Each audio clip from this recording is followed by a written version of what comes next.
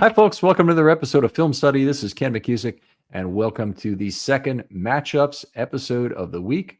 We're going to talk today about the Ravens offensively and how they're going to solve the Buffalo defense. Joining me, as always, to do that is Frazer Tafar. Frazer, how you doing? Doing good, Ken. Glad to be back on for the offensive show. Had a real good defensive show talking about the Ravens rookies and who would make an impact, and also really just seeing what can happen in this first week because we haven't seen anything in the preseason, all vanilla, no dime. So just having real good conversation about that. I'm looking forward to that so much I can't even say. Every first game of the year, there's something that just shocks me about the way this team sets up defensively. And some of that's by design because they don't want to be like they've always been before. They want to come out with some new package they haven't thought of, some new use for a player they haven't thought of. And we'll see something, I'm sure, that's cool in this game. And particularly since Buffalo defensively uses a bunch of different offensively uses a bunch of different sets, including a lot of sixth offensive linemen, which is different than almost every other team. So we're going to talk about the offense here, but I would refer you back to the defense show. Frazier had some great points about all the rookies that are going to play their first NFL action in this game and how significant a role they may play, what role they may play in this game. You want to figure out what role that Malachi Starks is going to play. You probably know. But if you want to figure out what role Ruben Lowry might play in this game, that might be a lot less clear to you, if any at all. Will Jay Higgins see action in this game? Anyway, we discussed some of that in the first show. Please take a listen if you would. And sticking to the topic and theme of roles, really my first matchup is going to be how we deploy the running backs in this game. We know the main horse is going to be Derrick Henry. We're going to lean on him as much as we can, but we have an interesting dilemma in the backfield with Justice Hill and Keaton Mitchell. On third down, I expect to see Justice Hill most of the time because of his pass blocking. He's shown to be the better pass blocker of the running backs. Henry's good too because he's really big, but Justice can get into the hole and really just stand up the guy if he needs to. I want to see how they use the change of pace between Justice and Keaton Mitchell. Keaton has shown the burst. He's 95% of who he was before the injury, and that's just understandable because that was very significant. I just can't see them giving Keaton Mitchell 3 or 4 touches and they're going to be satisfied with that. I think he's someone that can break the game, and we're going to try and get him as many touches as he can. So I think we'll see Justice Hill in the game. Like I'll say Henry is going to have 65% of the carries or 65% of the snaps, and then we'll see Justice have 25%, and then the next 10% is going to be for Keaton, but it's going to be more run plays for him. And then the 25% for Justice is going to be more so pass pro plays. So I think they might break it up that way. It's just going to be interesting to see because they have a lot of weapons in the backfield. And we're not going to mention Ali because he's not playing running back at all. Okay, so you think Ali will be on special teams only in this game if he's even active? Yes, exactly. Okay. You do expect him to be active, though, I assume? I do, because they went to bat for him, and I think they feel some type of way about the special teams this year. So they're trying to really solve making that part of the aspect a real game changer. By the way, what percentage of snaps do you think that Derrick Henry played for the Ravens last year? Setting you up a little bit here. Sorry about that. But that's all good. I would say 70 to 65. 57%. So wow. He's really more of a designated ball carrier when he's in the game. And then when he's out, he doesn't get a touch then. Right. But of his, 600 and some snaps, he carried the ball over 300 times. So, and he touched the ball some additional on passes and whatnot. So he's a designated touch guy when he's in there, kind of like Mark Andrews has been for most of his career. I've got a point to make about Mitchell, though. And that's the guy, I don't think they're going to be able to keep him off the field. So Mitchell has been the Ravens' best player in camp. I've said it a number of times, and I'm sticking with it. He's been the most explosive, exciting, cutting runner they've had. He looks more like 2023 than I could have ever hoped coming off an injury like he had. Before not cut you off, do you agree that he's not 100% back to that? Are you? No, I think he looks basically as good as new. Okay. Yeah, so he looks fantastic. I'm glad they got him out of that game after 9 carries. I would have been happier if it was after 3 carries or 0 carries. Yeah, right. but they decided to use him for a bunch in that first game against the Colts. They didn't give Ali the same treatment. In fact, they increased his workload, and I think they were more or less either shopping him or preparing him for a season where he wasn't going to get much in the way of carries. The Ravens didn't even use an RB3 carry last year until well into the season. I want to say it was like week 10 or 12 that they first had an RB3 carry. They had these players that they were elevating to the roster so that they could play special teams and, return kicks and also, cover kicks and whatnot. Chris Collier. That's the name I was thinking of. Yeah.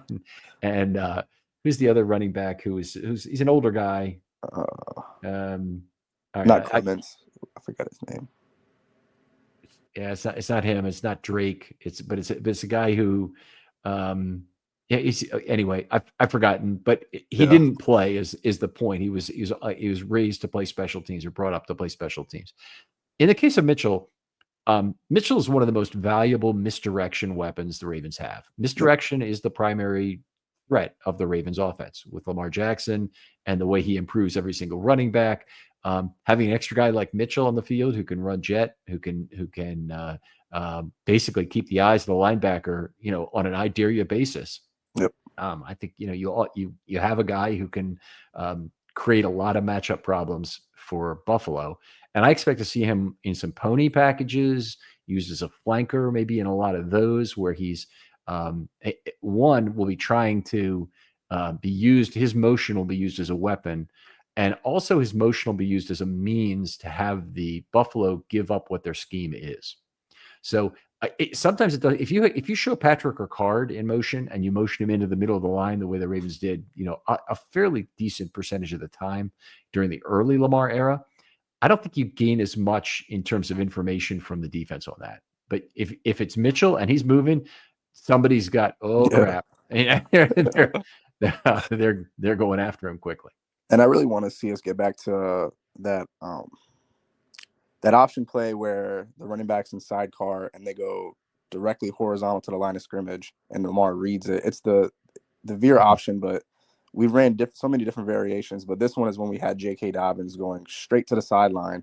If we give that type of play to Keaton Mitchell, I mean, that stresses the defense so much. It's not even funny. So yeah, and so you're basically you have a fair number of zone blocking plays which occur out of that. You can also run draws. You can run other types of plays out of it. Mostly it's going to be a zone blocking play if you're inside car. Yep. If you're not throwing the ball. That's I don't want the Ravens to have any tendency identity with regard to their run game, meaning zone or gap. They're both potential sources of victory for the Ravens in terms of they have people who can move, move people, and they have people who can move in terms of moving in the zone blocking scheme. So I don't want to give it up. And I know that people say Faalele isn't a fit. I mean, the Ravens rushed for 5.9 yards per carry. I think that's the strongest evidence last year that Faalele's presence was not really hurting the Ravens. Yeah, and I think there's a lot of criticism on Faalele. I'm in the same boat as well. I have a lot of criticism. I just am hard on offensive linemen in general, but he does get the job done.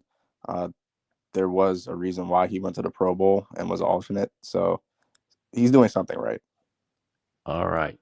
Okay, so that'll be fun. I'll move on to the second item here, which is to handle what could be a very talented set of Buffalo edge defenders. Now, Buffalo has gone out and made some acquisitions. The first one was Landon Jackson, a guy a lot of people I know loved around draft time, second-round pick out of Arkansas. They got great value on him. I forget exactly where they got him, but it was in the 40s, I believe. Might even been as high as 50. And he's the guy. alopecia, bald guy at a young age, but a very effective pass rusher. And we'll see how that translates to the NFL game. He gives them good size on the edge that may be a threat to the Ravens. So a lot of this is I'm really talking about a talented set of pass rushers, but they're also Landon Jackson I think he can be a force in the run game. They got Joey Bosa is now in his 10th season, lots of injury problems. Unfortunately, we're getting Buffalo in week 1 where the natural wear and tear of an NFL season will not take its toll on Joey Bosa. He should be as good as he's going to be this year in week 1. And he's still a slippery, bendy cat who can get around the edge and make trouble. And I just hope Lamar Jackson can take advantage of him running himself out of plays and make the proper reads when that's the way he's facing. So if you're going to face towards Lamar Jackson, if you're going to have Lamar Jackson basically be looking at Joey Bosa as an edge defender, that's where Lamar Jackson needs to earn his money in this game. It's not an easy assignment. AJ Epinesa still kind of a backup pass rusher, but he generated a fair amount of pressure last year. Greg Rousseau, same thing. Their last guy suspended, and I forget how you pronounce his name, Height or Hecht. Hecht is what it looks like Hochel cones in the old department store in Baltimore. But Hecht is how I would have thought his name was pronounced, but I don't think it is. He's suspended anyway, and he won't play. So that's the guy who played for the Chargers last year. They've got a good ability to get to the quarterback, to create pass rush events. They have a good record of hitting the quarterback in the last few years. And it's really an early test for this offensive line to make sure that those offensive tackles in particular can hold up to the amount of pressure they're going to get. Yes, and you made a good point about can the Ravens handle the games up front, especially these stunts on the unders and overs? Are they going to be able to be sound? And I think that's where we have problems with someone like Falele, who can get caught in the eye candy of the under guy getting through him and giving up the inside rush. I think, but all good points. You ever have one of those days where everything's off? Well, Mood can help with that. And let me tell you about Mood. It's the online cannabis brand that is changing the way we handle everything, from stress to sleepless nights, with functional gummies that are 100% federally legal cannabis. Mood launched to make cannabis affordable, accessible, and transparent, while at the same time supporting American farmers growing premium hemp on small pesticide-free farms. Their gummies are next level. Seriously, I've tried a few, and each one feels totally different. The Sleepy Time gummies, out like a light, immediately asleep. The Epic Euphoria, it's perfect when you just need a reset to feel good again. What makes them unique? Mood combines THC with herbs and adaptogens, so you get real targeted effects. You're not going to find this in your typical dispensary. And here's the best part. Mood ships discreetly to most states, offers a 100-day satisfaction guarantee, and right now you get 20% off your first order with the promo code RAVEN. Just head to mood.com. Find your perfect gummy and use the code RAVENS at checkout to save 20%. Outside, Pat, go ahead. I was going to say that is my biggest single fear for this offensive line, if I had to point it out, would be their ability to handle games and blitzes from level 2 that are on any kind of delayed basis. I think that's the weakness. And it's been a weakness of all three of these players, Linderbaum, Falele, and Voorhees, in his very limited NFL action. Yep, and I 100% agree. The interior pass rush, I mean, if Lamar can if his vision can stay clear on the inside, he's unstoppable. I mean, he can make people miss when they're coming off the edge. He can step up and things like that. But if you cannot keep him clean up front, I think that's where the problems begin. But either way, I think I'm ready to see the next step that Rodgers is going to be taking this season. I really want to see how he had a certain type of nastiness to him in that week 17 game against the Steelers. I want to see that on a consistent basis. I mean, Roger can be that guy, our next Stanley-esque tackle, just the main staple, whether he's on the right or the left, just someone that we can rely on. And then Stanley continuing to show dominance on that left side, protecting Lamar's blind side. I think Bosa is going to – you think Bosa is going to line up on the blind side? I think that Bosa in recent years has been more lining up on the Sam side, but he doesn't really drop the cover very often. So if he's on that side, he's probably coming. Okay, I'm just curious. Go ahead. No, I'm good. Oh, yeah. So either way, I really want to see how we handle this pass rush. And my next matchup would be the Ravens wide receivers versus the Buffalo DBs, mainly because we're not going to have Likely, and he's our real flex tight end who can play receiver or block. Um, Andrews is going to be a factor. Kolar is going to be a factor, but I really want to see how this wide receiver core steps up and makes a difference, because I don't think we've had this much talent at the receiver position maybe since 2012. Really, I mean, we have speed, height, strength. We have it all on the outside, and I want to see how we gel in the first game, especially in a primetime matchup where we really want to make a statement week one. Yeah. Yeah, I get two guys I really have my eye on. I'm sure Tylan Wallace is going to do his job. I'm sure that 1 and 2, Bateman and Flowers, are going to be just fine. Yep. And I'm sure that DeAndre Hopkins is going to lack a lot of separation, make up for some of that in terms of what he can do at the catch point and be on the same page with Lamar. But they haven't played that too much together. The two guys I'm really looking at are Tez Walker. He might not be active, but if he is, I want him, obviously to play good special teams, but also be used some in a way he wasn't last year. Really used as a target, not just used as a decoy.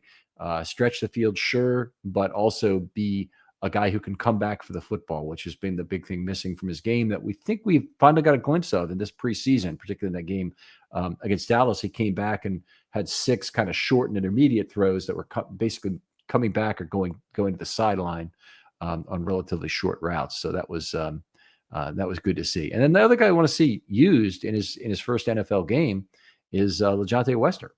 And I think he is another misdirection weapon, another gadgetry weapon they can use. They don't have to have a big package for him, but if they had him on the field for 4 or 5 snaps, I'd be perfectly happy with that.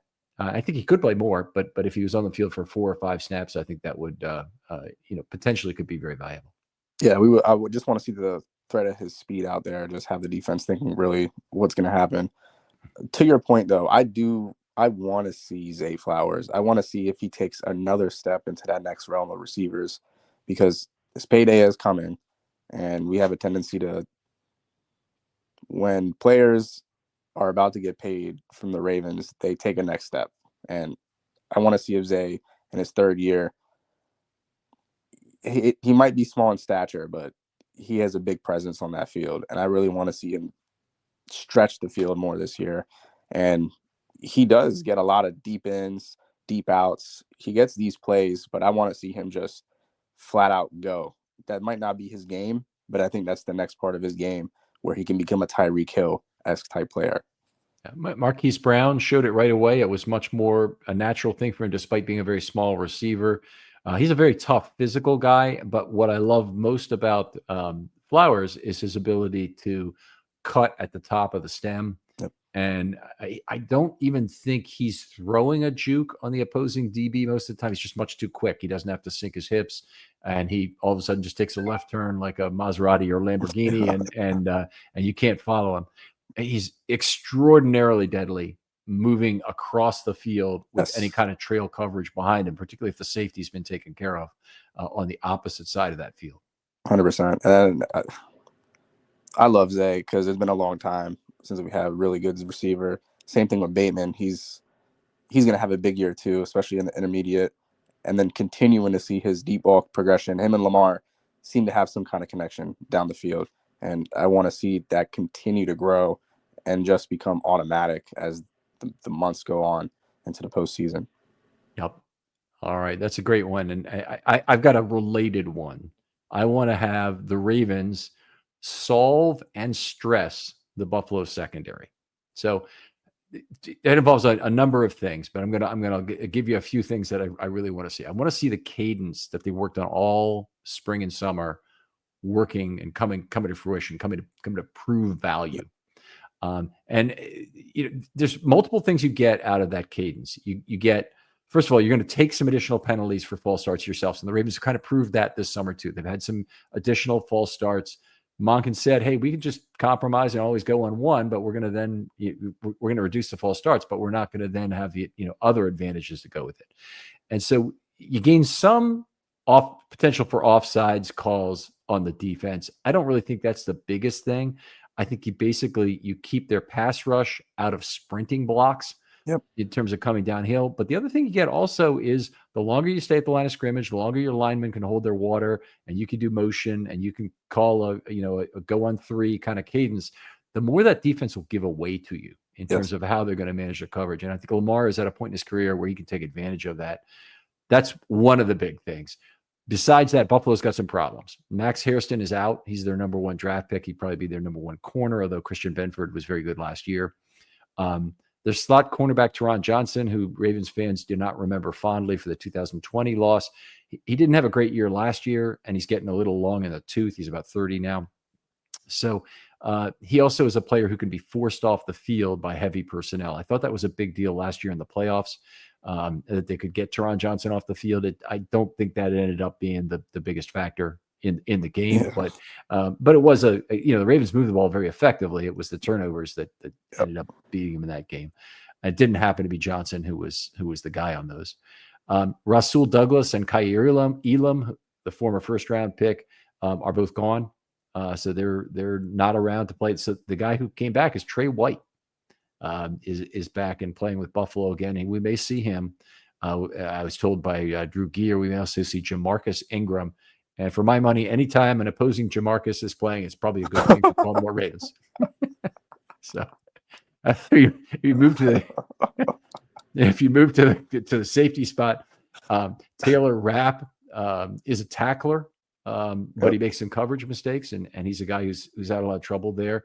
And they can't really decide who their free and strong safety is. Cole Bishop is kind of the starting free safety. He's not a great coverage guy either. So that's a place where the Ravens really need to figure out, how do we take advantage of that? And not only are those guys who are more likely to do something stupid on the field and cover the wrong guy, get themselves out of position, but extending plays against this Buffalo Bills team, I think, could really pay additional dividends with the safeties not necessarily knowing how to react to things. So, I mean, I think it's true of the corners too, but I think extending plays will help a lot.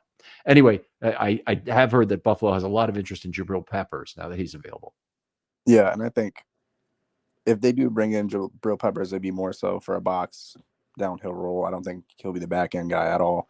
But I think the Ravens are going to have fun this game offensively because, like you mentioned earlier, they move the ball well in that playoff game. Mm-hmm. And then imagine if the weather wasn't a factor. I think we would have even had more opportunities to throw the ball downfield. Their defense, frankly, couldn't stop us. I think that they had too much holes in the defense. Like you said, Rapp isn't really a coverage guy. And was Hamlin the starting? Yeah, I think Hamlin was playing. I don't know whether he's playing in dime or not, but I can look that up real quickly while you make your point here. Because the only reason I bring that up is that I know the deep post to Bateman to the 1 yard line. I mean, that was over Hamlin's head. He had something going on in the box. He got his eyes caught, and right over the top was that ball to him, or it was that ball to Bateman. So I think, and then again, I can't even count on how many hands Lamar had extended plays in the Bills game. Even on that last drive, the touchdown to Likely, that was on a 4 or 5 second play that he really just waited, and then defense broke down and he got the touchdown. So we might see a lot of that, especially if the pass protection can hold up. But like you said, a guy like Bosa, first game of the year, he's going to be fresh. He's going to be roaring off that edge. Okay, so last year in the divisional game, Hamlin played 59 snaps. Okay, it must have had some corners playing safety here because they have Cole Bishop. They list him as a corner, but he played 39 snaps. That's going to be mostly at safety. Then they had 19 snaps out of Taylor Rapp, which makes it almost to 59, and then 14 more out of Cam Lewis, where I think Rapp might have really been used more as a dime back more often in that game. So they had, they were playing some dime looks against the Ravens in that game. Good. All right. Always a pleasure talking football with you, Frazer. Where can folks talk to you online? You guys can reach me on Twitter/X at F_Rave8. That's F_RAVE8. All right. Everybody out there, thanks for listening. We'd love to hear more from you about the show. And I would like to hear about any of the show formats, things you're not happy with, you like to change early in the season is when there's still a chance to do it for 2025 as opposed to for 2026. But I'd love to hear from you.